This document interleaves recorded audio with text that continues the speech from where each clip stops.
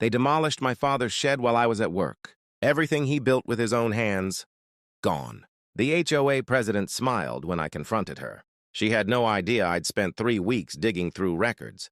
30 days later, she was writing me a check for $200,000. Here's how I destroyed her.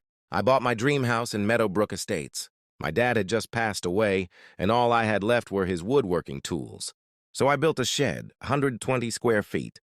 Proper permits, everything legal. It took me 3 months of weekends, but when I finished, it was perfect. Dad would have been proud.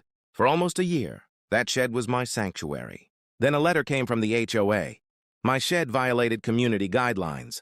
Removal required in 14 days. I had permits. I'd done everything right. How was this possible? I went to the HOA meeting with all my documents. Margaret Chen, the board president, didn't even look at them. Rules are rules, she said coldly.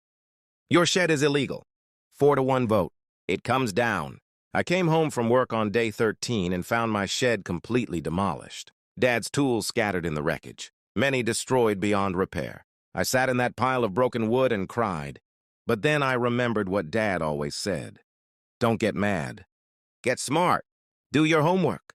So I dug through county records and found a 2003 amendment that superseded the 1987 rule. Margaret cited. My shed was completely legal. Then I documented 8 other sheds in the neighborhood, 3 bigger than mine, all approved. One belonged to Margaret's brother-in-law. Then I found the smoking gun.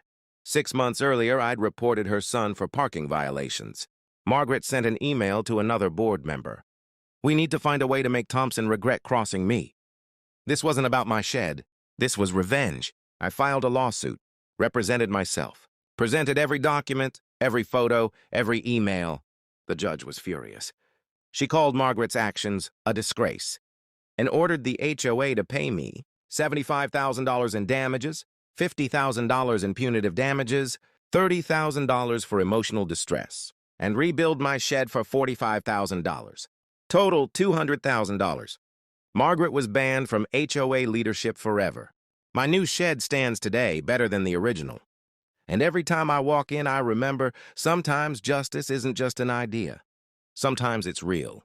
Watch the full story in our long video, link in bio. Drop a comment if you've dealt with HOA problems. Let's expose these bullies together.